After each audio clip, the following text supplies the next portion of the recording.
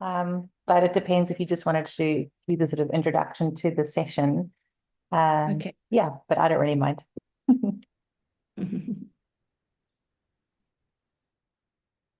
I don't know where is, okay, here is.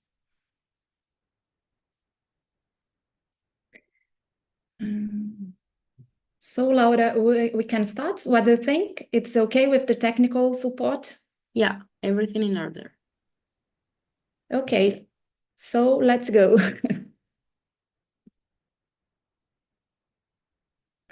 Well, first of all, I would like to welcome everyone. I start by introducing myself. I'm Renata Gonçalves. I'm an anthropologist at Universidade Federal Fluminense in Rio, in Brazil, where I am a professor and researcher, and I've been working for some time on popular culture and cultural heritage policies in Brazil and in some Latin American countries and Portugal. So I've been part of our scientific cluster between UFI and the University of Tübingen over some years. That's why I'm very pleased to be here again. So we are in the second week of the International Forum program organized by the Center for Global South Studies at the University of Tübingen, Germany, in cooperation with its partners universities. The Forum is an annual initiative that has been running since 2020. This year, the Forum proposed interventions that explore a contemporary human-nature relations. I'd like to thank all the organizing team in charge for the event, especially Laura, she's with us today, and Edivaldo Gonçalves and Luis Naná, with whom we worked most closely. I would also like to thank and welcome our panelists, Jessica, Jane Lavelle, and Juliana Diaz. And Juliana and I, we proposed this panel. This title is Cultural and Natural Heritage in Brazil and Africa, Reimagining Human-Nature Relations. In our abstract, we said that this panel seeks to explore the relationships between cultural heritage and natural heritage in Brazil and Africa. Western thinking crystallized in the UNESCO World Heritage Convention usually presupposes an apparently unquestionable separation between nature and culture, but the aim of this panel is to problematize the separation and redefine human-nature interactions through interdisciplinary approaches that respect and incorporate diverse epistemologies. We intend to stimulate approaches that recognize multiple knowledge and experiences, critically addressing current heritage policies and actions established by the state or official agencies and going beyond traditional Western structures. This panel aims to present research carried out in Brazil and Africa in order to share perspectives on the interconnection between nature and culture, among other epistemological arrangements. So with that in mind, let me introduce the panelists briefly. First, Jessica Lavelle. Welcome and thank you for joining us from South Africa, Jessica. Well, Jessica is a researcher associate with the Bioeconomy Researcher at the University of Cape Town, South Africa. She's working across environmental humanities and geography. Jessica research focuses on social justice in biodiversity conservation use. Her recent projects include analyzing the impact of colonial and contemporary conservation policies on the multi-species entanglements of indigenous peoples in Namibia, equity and sustainability in wide product governance in Namibia and South Africa, and the governance of marine genetic resources with a focus on benefit sharing. She also has a keen interest in post-capitalism and manages a global fellowship in post-growth economics with the Post-Growth Institute. I'm going to present Juliana Diaz also. She's a professor and researcher at the Department of Anthropology, University of Brasilia. She had a postdoc fellowship at Stellenbosch University and at the University of Pretoria. She was an associate researcher at the University of Cape Town and a visiting scholar at the University of Michigan. She has conducted research on African ethnology and popular culture with fieldwork experience in Cabo Verde and South Africa. Her research activities have resulted in publications on music, carnival, and social identities, the commodification of culture, family, and immigration. So let's start with Jessica. welcome. And we are thinking about 20-25 minutes for each one. And then we are able to open for comments and questions to the audience. Thank you. Wonderful. Thank you so much, Renata, for that lovely introduction. So I'm just going to try and pull my presentation up and hopefully it works. Screen.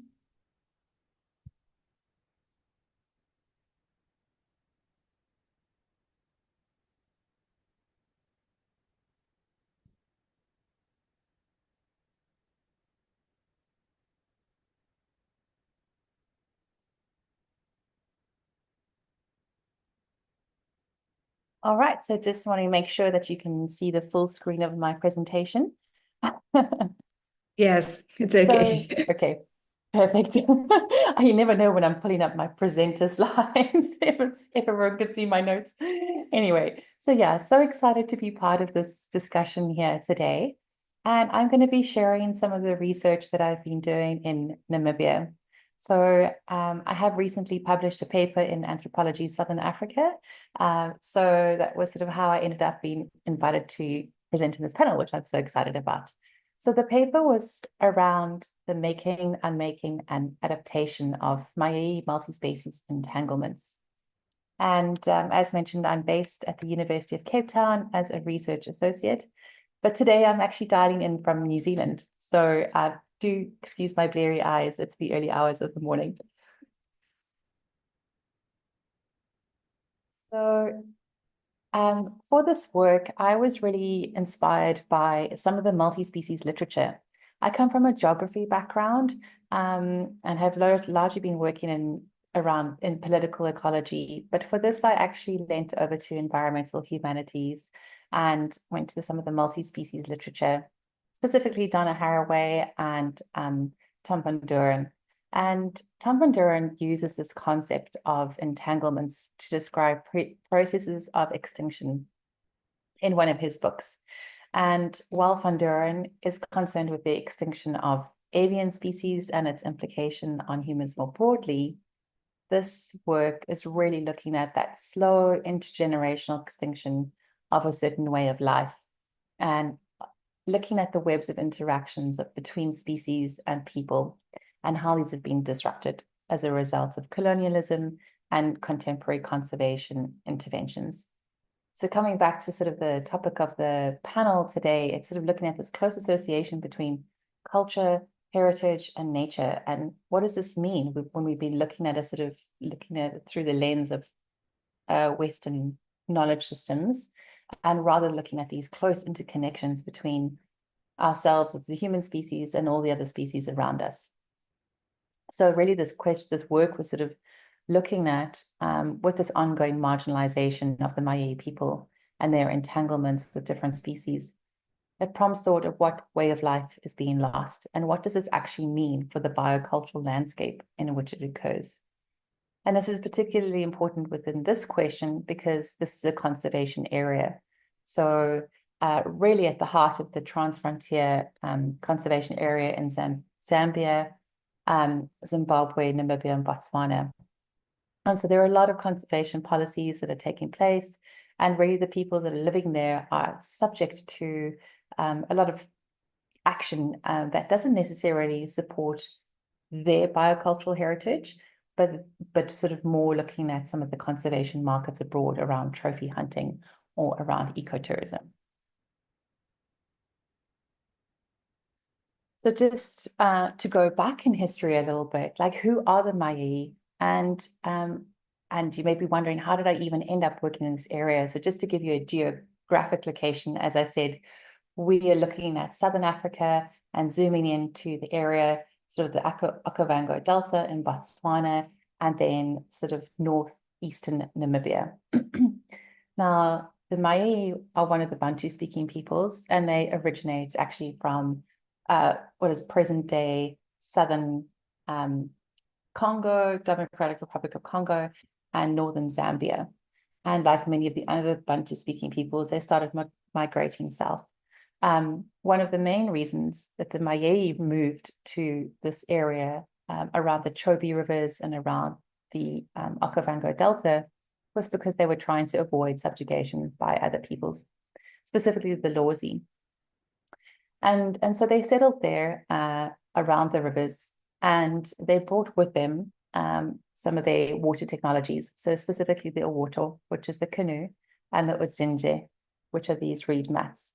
And they adapted more and more and more their life to this the riverine wetlands that characterize these areas. So to give you a picture, we're talking about 4 major river systems, lots of seasonal pans. We have floodplains, and there's riverine forests. So it's really abundant in wildlife, bird life, fish, and the river really became central to the Mayeyi way of life. And what was interesting about the Mayeyi is that they were not cattle keepers. And that is sort of like one of the reasons why they became so successful in the area, because many of the other peoples were wanting to keep cattle. But because of the prevalence of tsetse fly and its associated pathogens, people couldn't keep cattle close to the river. But the Mayeyi were not cattle herders, and so this enabled them to really live within the river systems. So, yeah, they were, as I said, non-warring people. They were foragers, they were hunters, they were farmers and fishers. And they were also living amongst the Bakakwe, who are the one of the San groups, and specifically the River San, which are also have also been really impacted heavily by colonialism and contemporary conservation policies. So just to share a little bit more about the kinds of species that have been really important to the Mayeyi as a people, they speak of Mutaka and Mombua, which are the different types of reeds, old reeds, young reeds, and you can imagine, like in so many traditional cultures, that these reeds are used for creating fishing baskets. They're created using mats, homesteads, beautiful skirts that are made out of the reeds. Then there are other species like Nasisi and Musha. Now, what I found so fascinating as I explored the research more and more, that these are the roots of the reeds, and these are eaten, and these are in fact delicacies. So here you get these questions around the traditional foodways coming in, and how that relates to people's culture and the nature in which they are exposed to. And these were sort of these foodways, and the many years that I've actually been in this area, I'd never really been introduced to, even though there are many sort of programs that are taking place here that are being implemented by different NGOs. Like, no one had really been working to highlight these traditional foodways and these traditional delicacies, which really are upheld in these societies. So another one is Imwendye, which is the water lily. And it was so incredible and fascinating to go with some of the elders down to the river and see how these plants are harvested. And then in other really 2 critical animal species are, of course, fish and hippopotamus.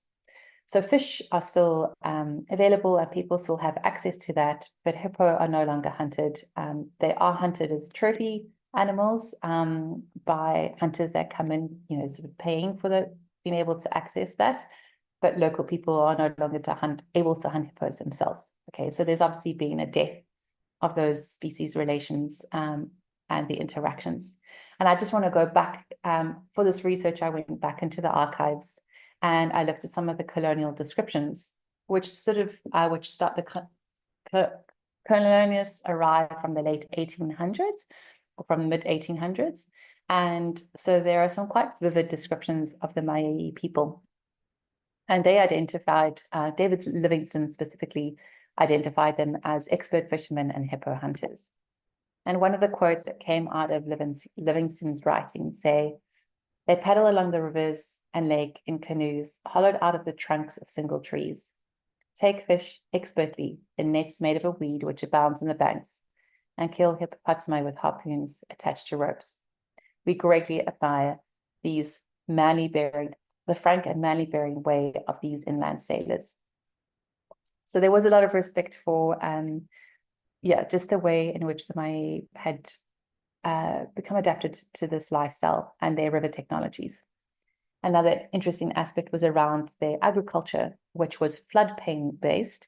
And so they would use the natural inundations of the river with the different seasons between the rainy season when the river would rise and it would go over the fields and naturally fertilize the fields and provide irrigation. And so they were very dialed into this process. So that was a key aspect of their way of being as well. And then, as I mentioned, so the tsetse fly prevented any cattle herding. Right, and why I speak to this and I raise this point because it really speaks later to how they've had to adapt.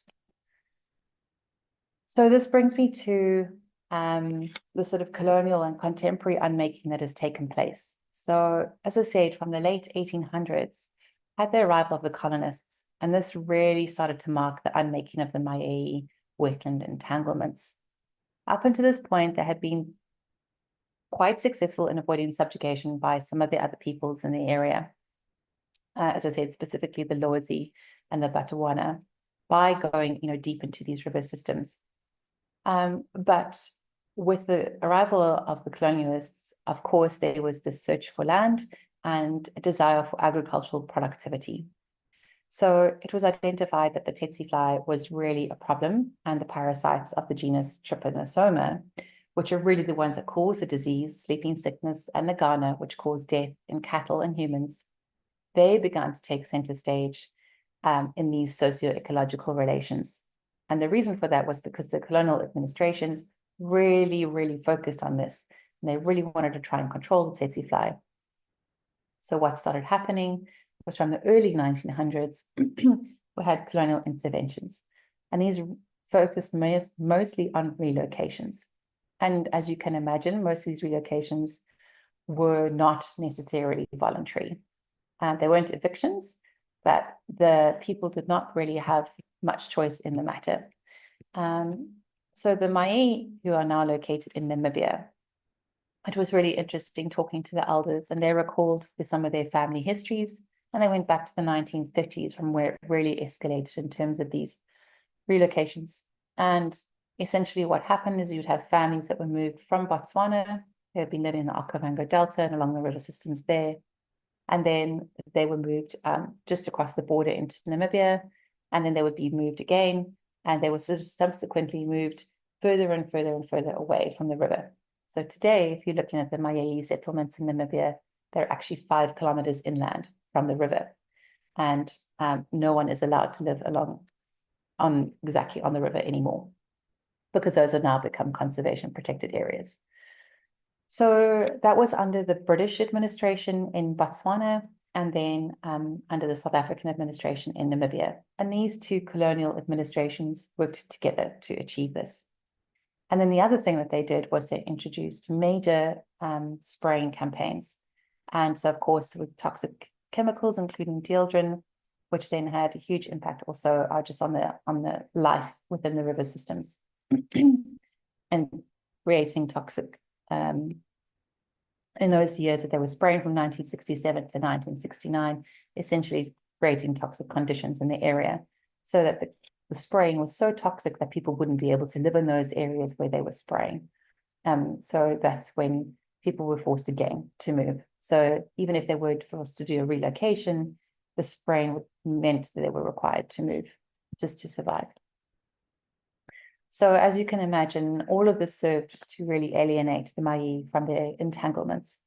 And then later on, there was actually a shift in, particularly in Namibia, well, actually in Namibia and Botswana, in these administrations, and they decided to turn away from the idea of extensive cattle farming and instead focus on conservation.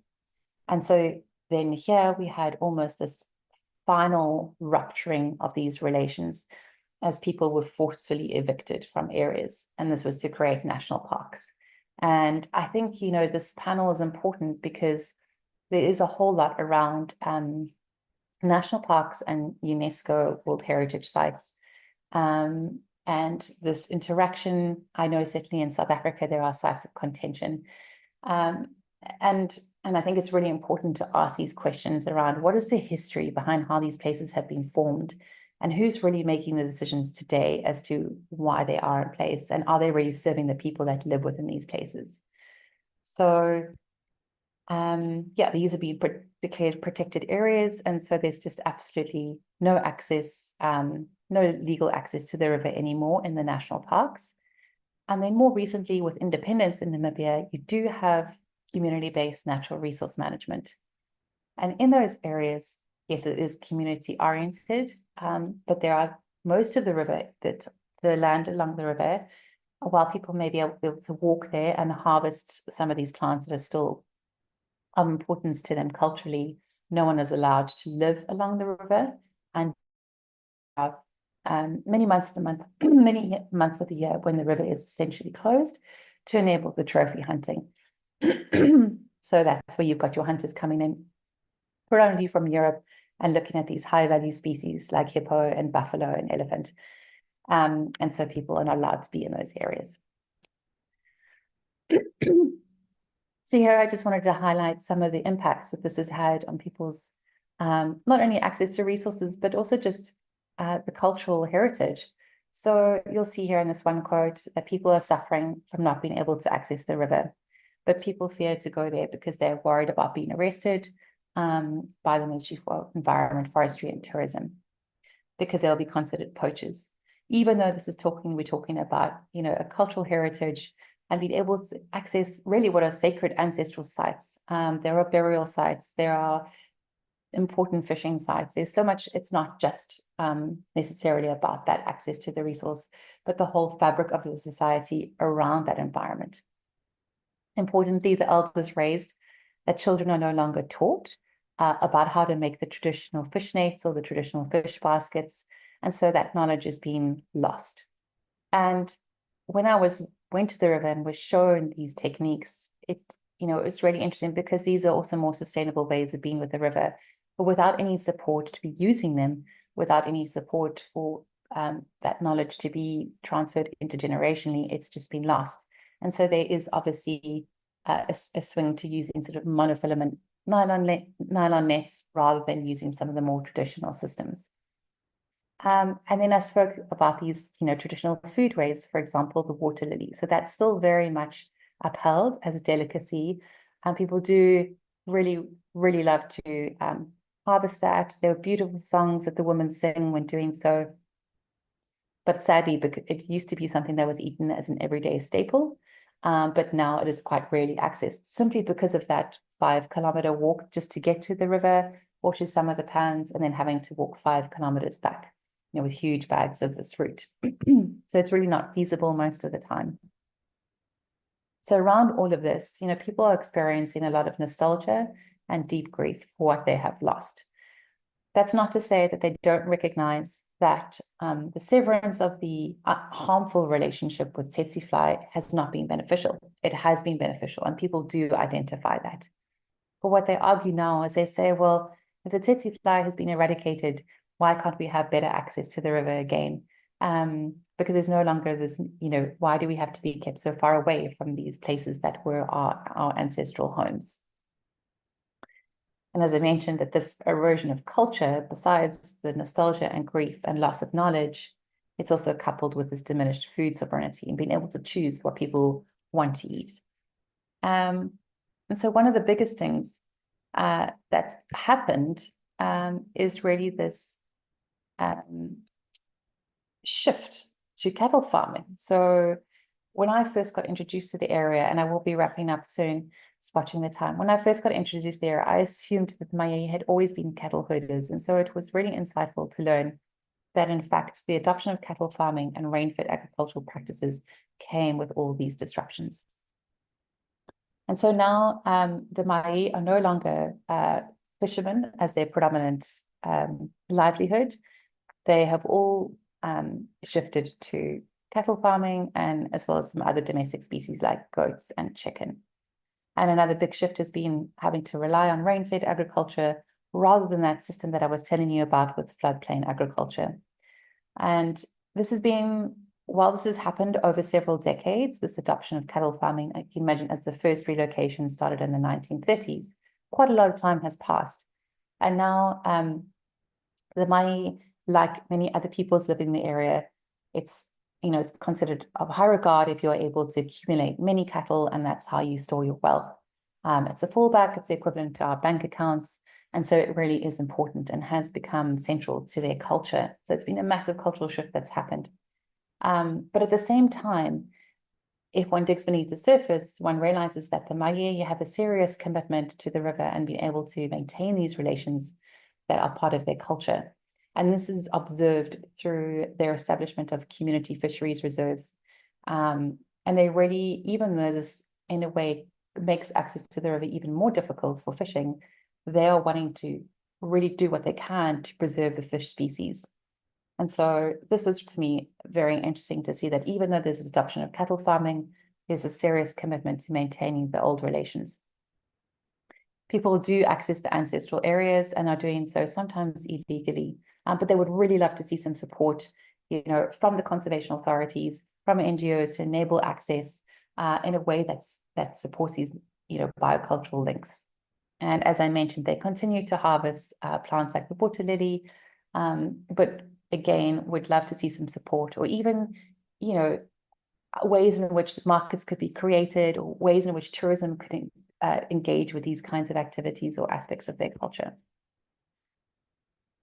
So yeah, just to end off with, I just put this quote because I think it's really important. All of this, speaks to the need to decolonize the way in which we are viewing these landscapes.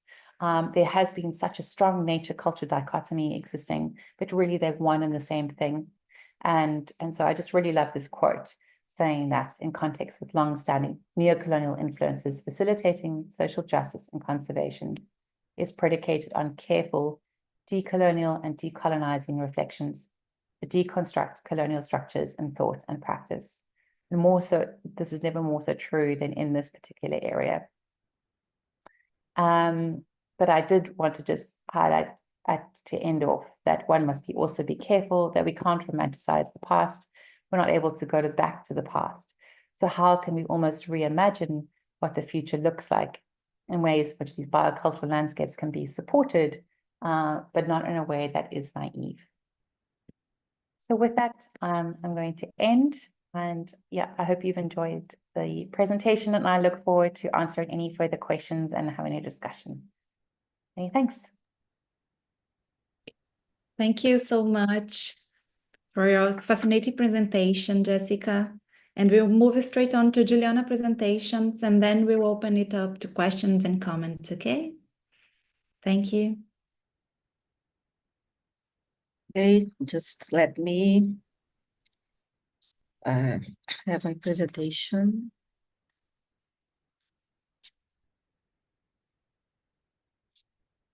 Okay.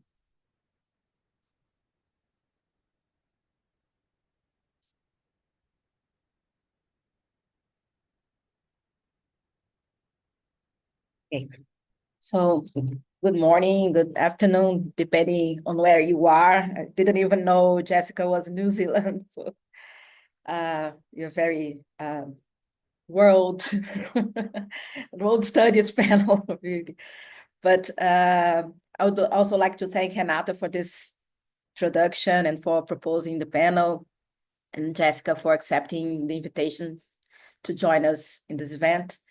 I should also say that I've got the flu and my throat is terrible and I'm coughing a lot, but I do hope I can make it to the end of my presentation. Lots of water, trying to be prepared. Okay, let's see.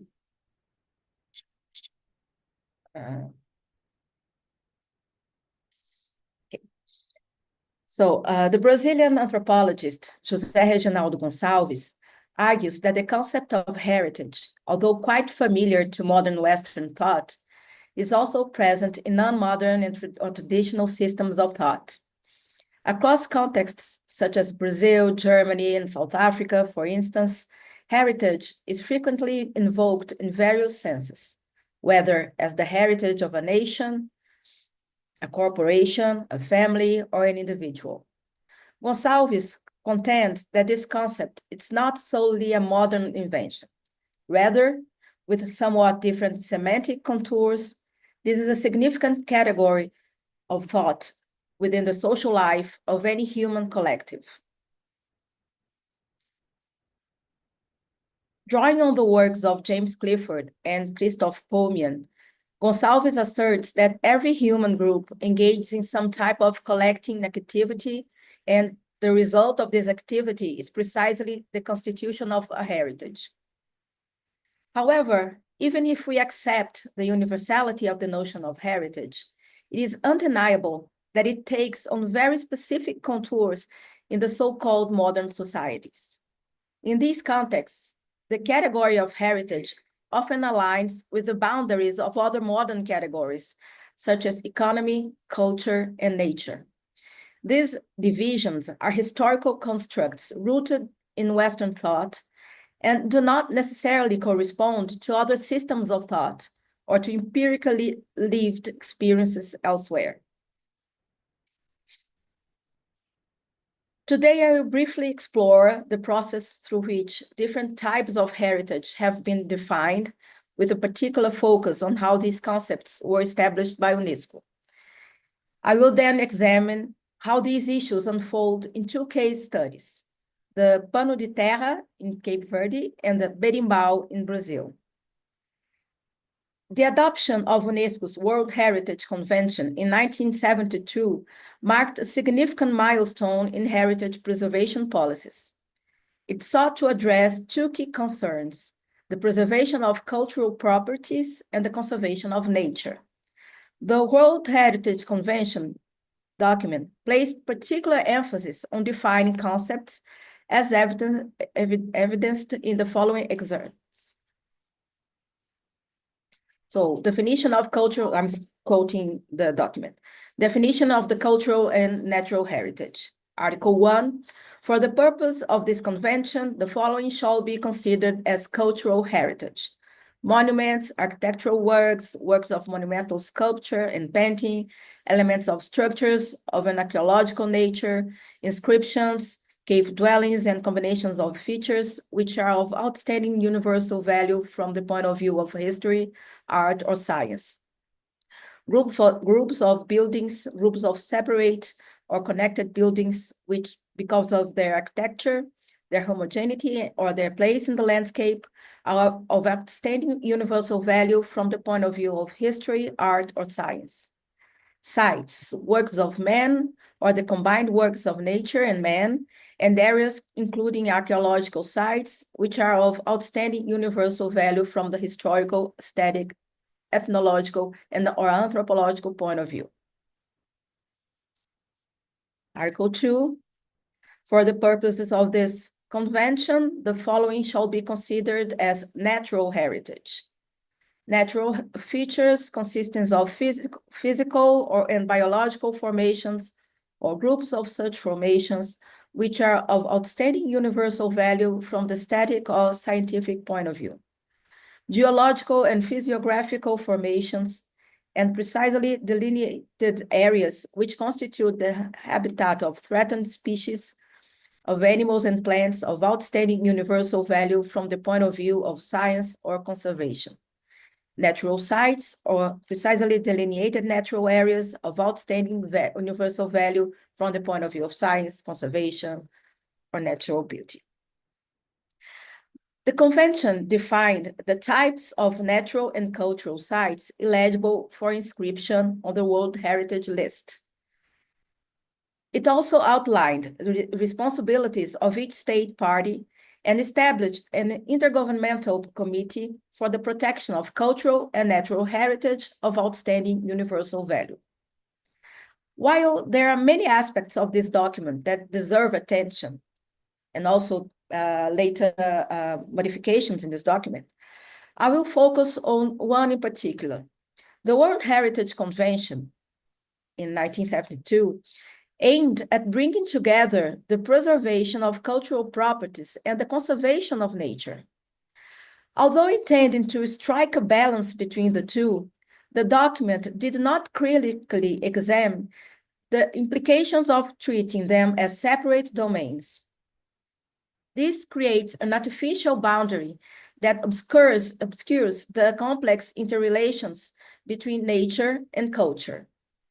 The two case studies presented here illustrate how, in some contexts, the conservation of culture depends heavily on the preservation of nature, while in others, the conservation of culture may be in direct conflict with nature preservation.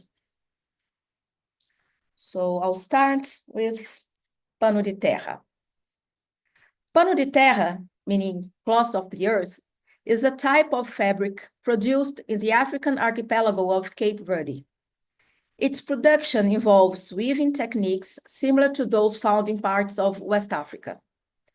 This fabric is crafted from colored cotton threads woven into intricate patterns with traditional colors including black, white, and indigo blue. Nowadays, you can find in many other colors. Additionally, a local lichen called urzela plays a crucial role in the dyeing process. It's a plant that you can find also in Cape Verde. The production of pano de terra dates back to the 15th century, following the arrival of the Portuguese in the archipelago and the subsequent colonization process, which brought enslaved African men and women to the islands. This textile became highly significant in the early centuries of Cape Verdean history, particularly in the trade along the West African coast, where it served as a form of currency, including in the slave trade. It was also used in various ceremonies, such as weddings and funerals, as a symbol of prestige, and was worn by women on special occasions. To this day, pano de terra holds a strong symbolic connection to motherhood in Cape Verdean culture. What is particularly significant is that none of this would have been possible without the cultivation of cotton, which was heavily prioritized by the colonial administration. The establishment of cotton plantations, frequently favored over food crops, was critical to the economy of the islands. In the 18th century, the cotton textile industries in Cape Verde began to decline due to a combination of factors. Monopoly policies enforced by the Portuguese crown, coupled with competition from inexpensive cotton textiles produced elsewhere as a result of the Industrial Revolution, made Cape Verde's textile industry increasingly unsustainable. Additionally, it is important to acknowledge the climatic challenge faced by Cape Verdean inhabitants. Located in the Sahel, a semi-arid region forming a transitional zone between the Sahara Desert to the north and the humid savannas to the south, Cape Verde struggles with frequent droughts from the 18th to the 15th centuries. These droughts led to severe famines, with widespread starvation and disease, conditions that only got worse under colonial policies that neglected sustainable land practices. The relationship between humans and nature cannot be overlooked when considering the preservation of this cultural product. Today, the pano de terra continues to hold symbolic importance, representing African heritage within a Creole society shaped by diverse cultural influences. So Cape Verde is always in this conflict between their Portuguese heritage and African heritage. So pano de terra is especially important, representing African heritage in the country. This traditional fabric remains a cherished material, often used by Cape Verdean fashion designers, and is typically presented by the president of Cape Verde as a diplomatic gift to foreign heads of state, serving as a symbol of Cape Verdean culture. The president of Cape Verde also gave this diplomatic gift to the president of Brazil, so it's been quite a tradition. However, few artisans now possess the knowledge required for pano de terra production, which includes cotton fiber production, loom construction, warp assembly, pattern design, and weaving. Additional challenges stem from the complex interactions between traditional textile practices and local environmental limitations, particularly the plantation of cotton. Right? So in response to these challenges, a project titled Insular Snow was created. Artists and researchers, especially Rita Rainho and Vanessa Monteiro, they involved in the initiative recognized the need for a holistic approach to preserve pau de terra and its cultural relevance. Pano de terra, sorry. Engaging with the traditional fabric as a design object made agricultural experiments necessary to support cotton fiber production. This project illustrates that popular arts rely on sustainable relationship with local raw materials, clay for ceramics, plants for weaving and dyeing, wood for the construction of musical instruments, among others. Originally conceived within the realm of art education, the Insular Snow project has expanded to include small-scale cotton production in the interior of São Vicente Island. Although cotton production within the project remains modest, it represents a symbolic step towards reconnecting with nature to ensure a sustainable cultural heritage. Now, come to berimbau. Our second case study focuses on the musical instrument known as the berimbau. The berimbau is a cordophone consisting of a wooden arch with its ends connected by a steel wire. Attached to the arch is a gourd resonator. Sound is produced using a drumstick, and the instrument size can vary, typically ranging from 1.2 to 1.7 meters in length.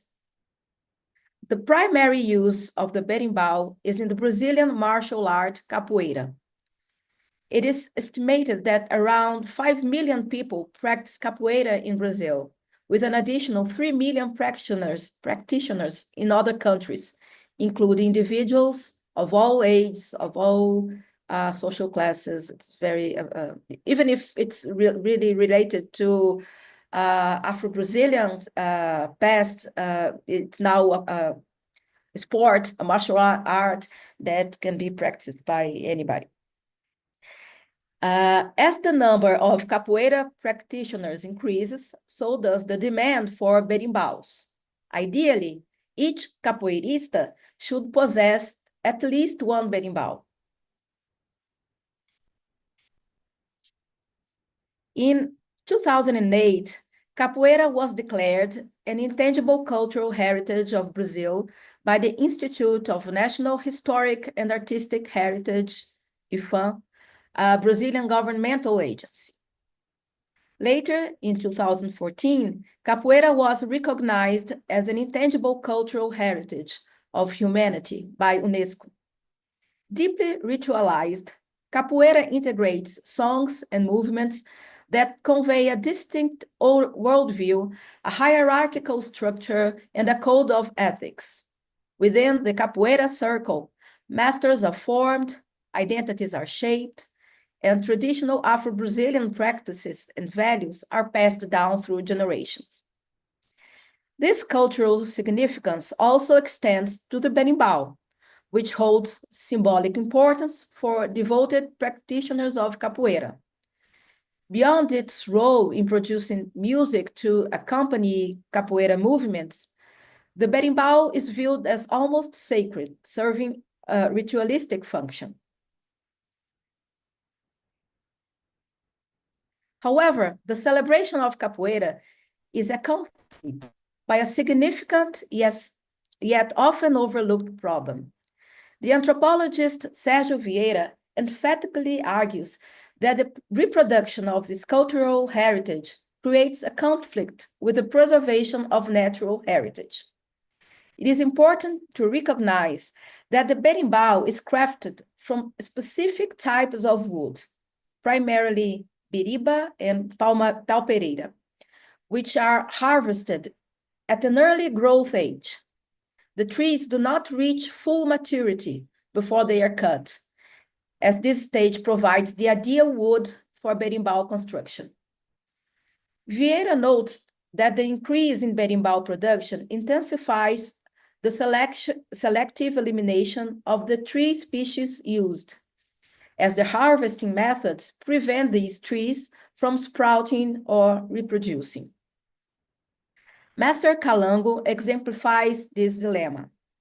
He resides in the United States, where he teaches capoeira and organizes workshops for students interested in learning how to make their own berimbaus. About twice a year, Master Calango travels to Brazil to gather raw materials for berimbau production. He harvests palmadeira on his own land in a rural area, but this is insufficient to meet demand. He also purchases additional quantities of pau-biriba from a supplier in another region of Brazil. This material is then prepared for export to the United States, where it will be crafted into berimbaus. You can see in this picture the pau-biriba that Master Calango has just bought to take to the US. It is important to note that not just any type of wood can be used, as specific qualities are required. The wood must be strong but lightweight, so they can hold it with one finger. And the wood must also be flexible yet resistant to breaking. Master Calango has experimented with other types of wood, such as bamboo or eucalyptus, but these alternatives proved inferior to traditional woods and no more sustainable for the natural environment. Master Calango is aware of the paradox he faces. The more he values and disseminates his culture, both in Brazil and abroad, the more he witnesses the depletion of the natural resources essential for his practice. Master Calango represents a small part of a much larger phenomenon.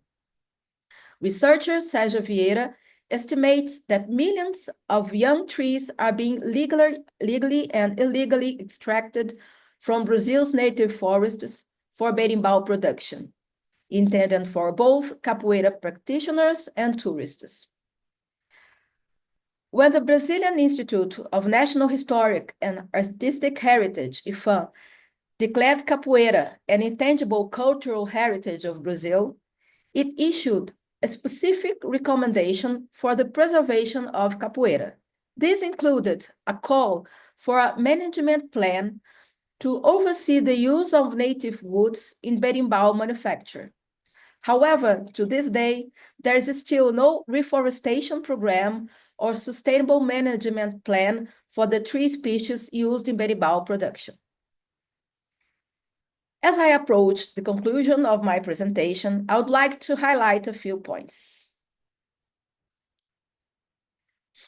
This is not a completed work, rather it represents an effort to organize some thoughts and insights based on two cases drawn from both literature and my personal experience.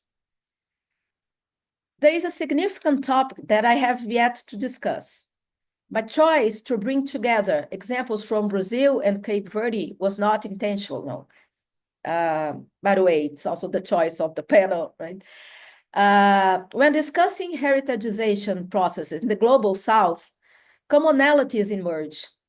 A comparative approach reveals an imbalance.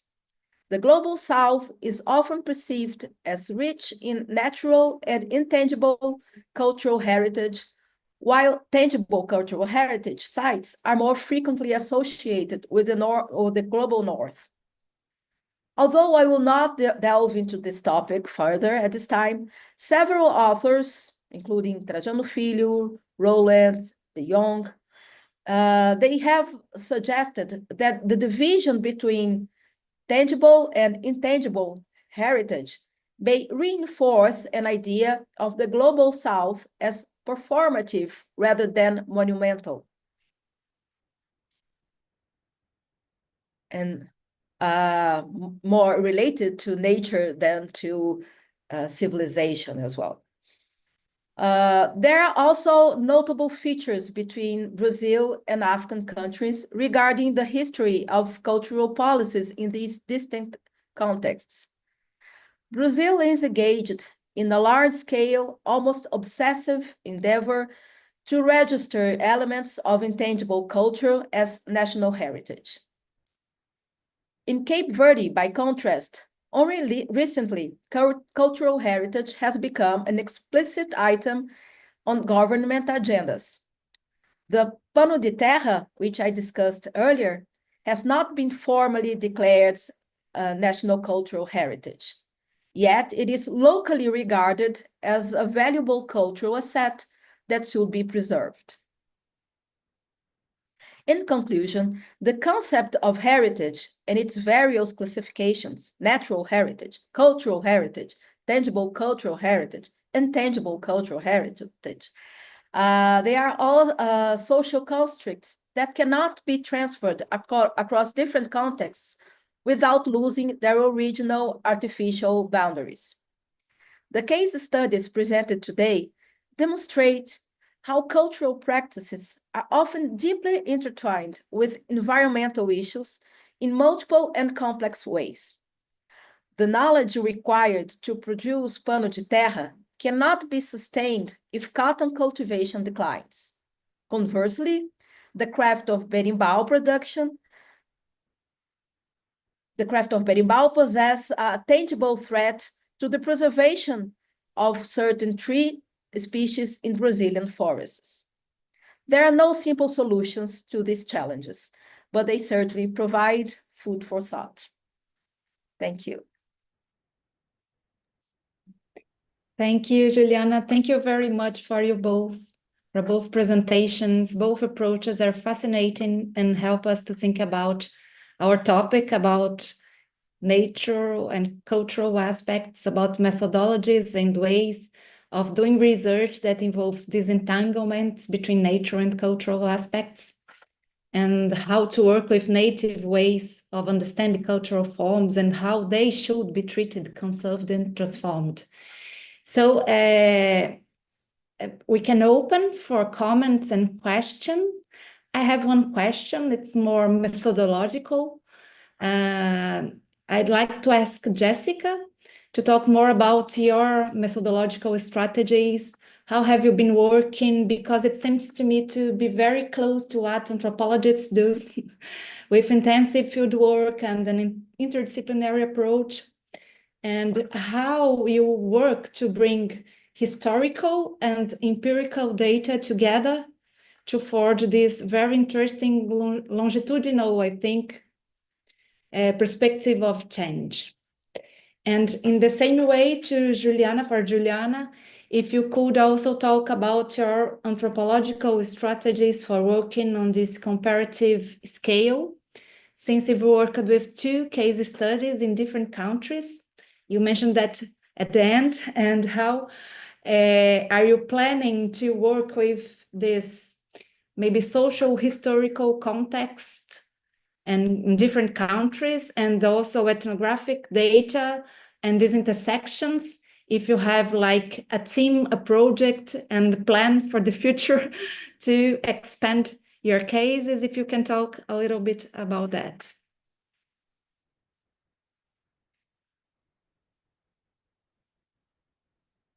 I think we can pass to Jessica, and then, yes, if anyone wants to make a question in the chat, you can do it. Okay.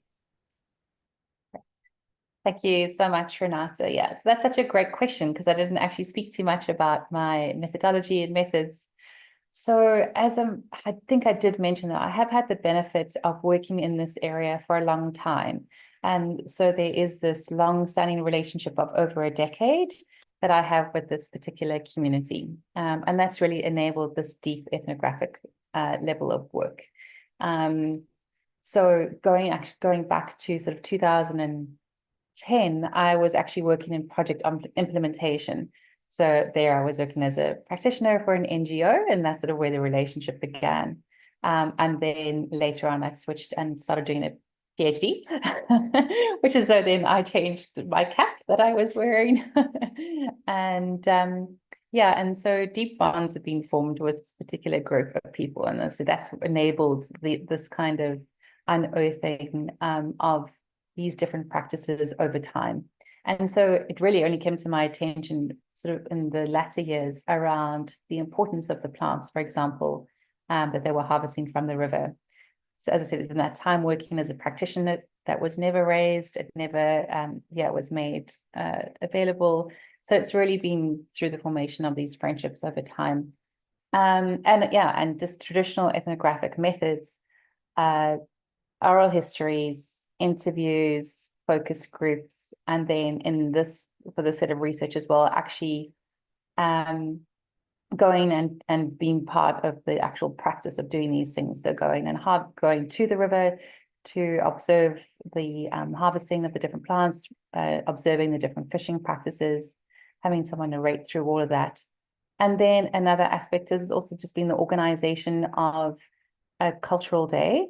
And so that was an opportunity for these practices to be shared. The elders had expressed they wanted some of these practices to be shared with some of the youth. And so that was another component. And hopefully that work is going to continue. Received a little bit more grant funding to put together another few series of sort of youth days around that particular piece of the work. So, and then in terms of the historical aspect, I think it's just, I decided to go to the archives and in Namibia. And I think that was just inspired because I wanted to better understand, were there any descriptions, and what had actually happened in the area. So that was really helpful. So I would sort of do this combination of archival research and then with the ethnographic research, and I've tried to pull the two together. So it's been really interesting, sort of like, as I said, an unearthing and unwinding, and a real process of discovery.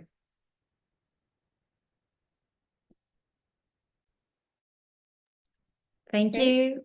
Yes, please, Juliana. Thanks, Renata, for the questions. There is something interesting about the paper just presented, that the case studies I chose are not really the object of my own ethnographic studies. But I'm not totally, I'm not really distant from them, but in different ways. My research in Cape Verde, my experience with long-term field work in Cape Verde, it started last century, I would say, and 1998. So I've been working for a long time with this context. So what happens to the pano de terra at this moment is not totally unfamiliar for me. But my own research is with the heritageization of Cape Verdean music, especially the genre morna, And there's also something interesting about morna, and I briefly mentioned that in my talk, that the whole incentive the government is providing now for musicians in the country includes the incentive for luthiers. I don't know if that's how to say in English, people who construct the musical instruments, but they don't have wood for constructing cavaquinho and guitars and the instruments they use in this particular musical genre. So it's a similar problem as the one related to pano de terra, but I think I need more research on that to be able to fully discuss this problem that is more like punctual than the one regarding pano de terra. But and in Brazil, capoeira and berimbau are also familiar for me as a Brazilian. Any Brazilian is totally related to it in a way or another. But especially I should say that Master Calango, the one I mentioned in my talk, is my brother-in-law. So I'm really familiar with what is going on in his work in harvesting wood and taking it to the US and all that. So that's why I chose these two cases to start a discussion that I think can get larger. And yes, I do have plans to make it a larger project involving other people, other researchers from my research group. We have a project that is specifically focusing on heritagization processes in Brazil and a few African countries. And different kinds of cultural heritage, from language to music to street art. But the whole point is really trying to get to the questions I made at the end of my talk, trying to perceive some connections between what is going on in Brazil and in African countries, and some differences, because I think the way the whole process of registering, declaring cultural heritage of the world, this process touch on different realities in particular ways, and I think it touches the global South context in a particular way. So I think with this bigger problem, this bigger project involving different researchers in different areas, we can try to discuss this in a more the big picture, trying to find out similar experiences in the global South, specifically in Brazil and a few African countries. Great. Thank you so much. We have a question from the chat. I'm going to read from Roberto Robalinho. He asks, hi, thank you for both presentations. Thinking from both talks, it seems that heritage policies are deeply connected to a colonial epistemology, the idea of universality, the separation of categories, human and nature, tangible and intangible. And how could you think of heritage as processual, as relational, or as updoing these separations, ideas of unity and universality, and most of all, going against alienation of nature and human-nature relations? And he continues, thinking with Anna Tsing and her multispecies alliances, could you imagine an idea of a patchy heritage where we look not only at sites and cultural practice, but interweaving of different species, temporalities, livelihoods, forms of life? So, Jessica, and then Juliana, okay? Thank you so much for the question, Roberto. So I think something that springs to mind to me immediately is also how we run the risk of sort of denoting heritage as something static.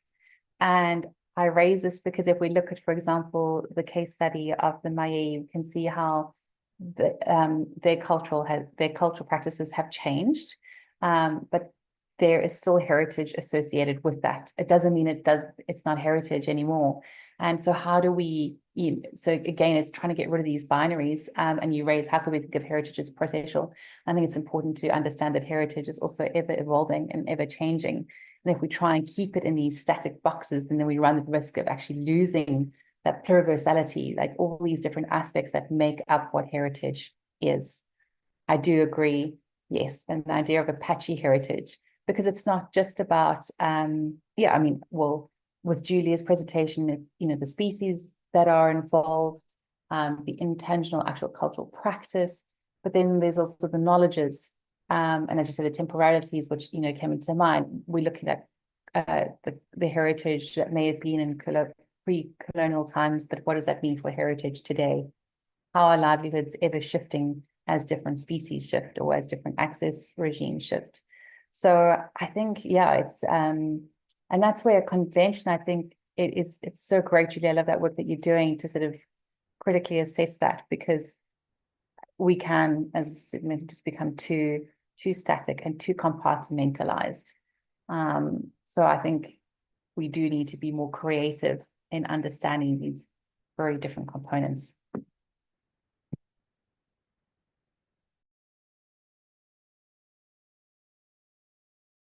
Juliana? Yep.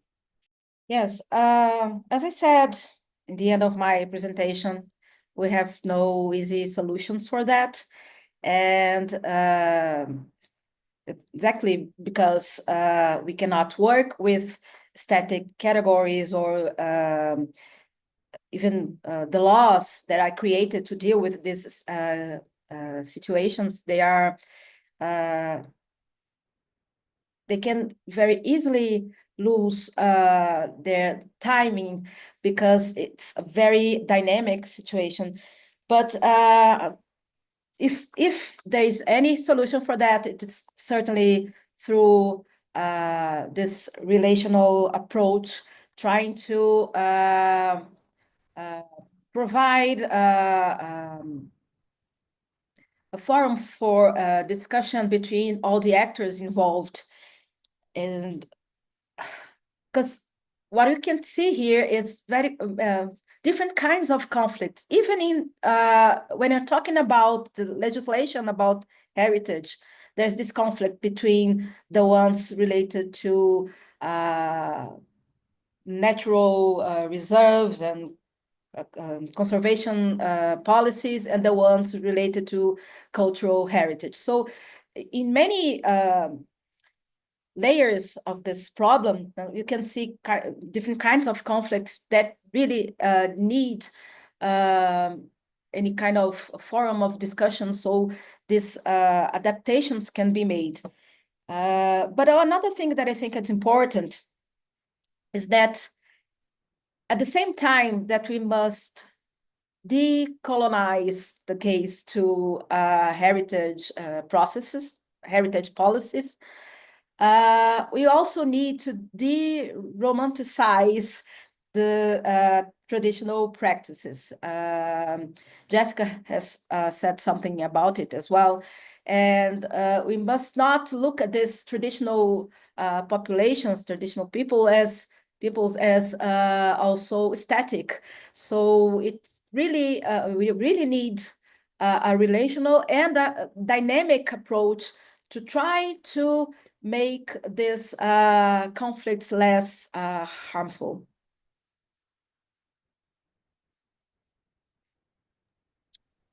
Thank you.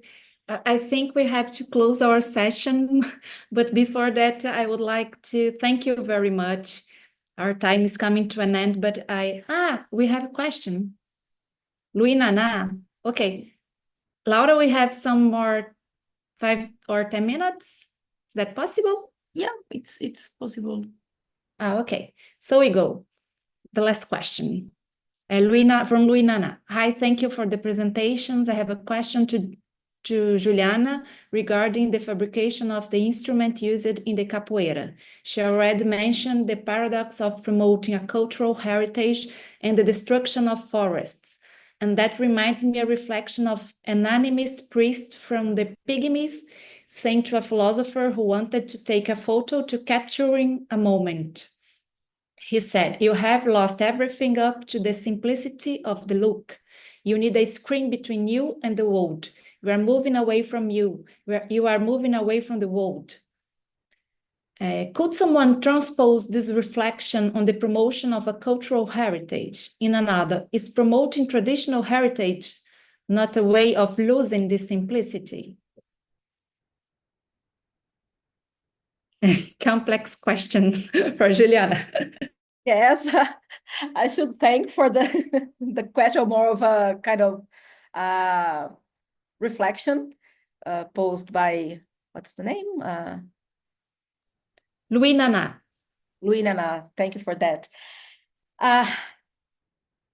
I could not have an answer for that, but I just think that we should go, I agree that we should go to more of a philosophical discussion, because when I was talking to Master Calango, the one I mentioned, there was something I could not really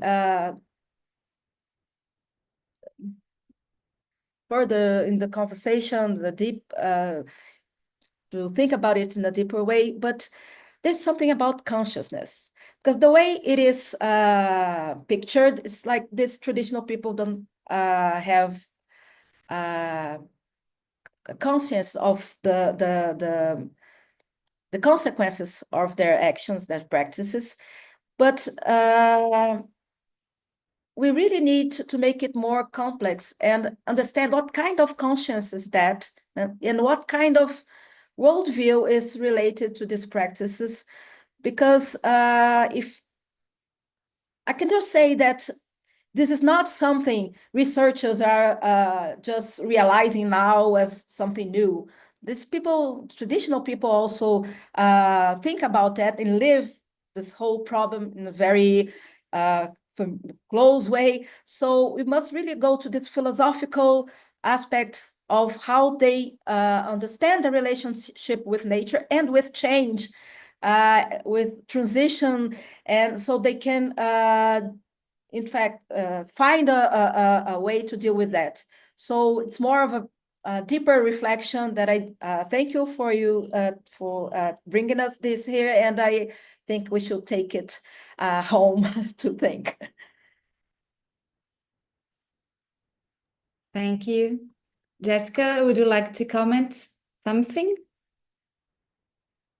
about that? Yeah, it's such a great question. And, to me, it raises thing, we are so afraid of ourselves that we need to be constantly protecting things from ourselves. And it's strange, isn't it? I mean, why is that we're so afraid of losing our cultural heritage that we feel we have to have these conventions to protect it. And likewise with our natural areas, we're so afraid of the impact we're going to have on them that we need to protect, put a fence around it to protect it from ourselves. And so it does raise these bigger philosophical questions around our actual existence, and what are our driving motivations and forces behind that? And why do we fear ourselves so much? And, and why do we run the risk of losing? So yeah, that is a fantastic question and not an easy one to answer. Yeah, I'll leave it there.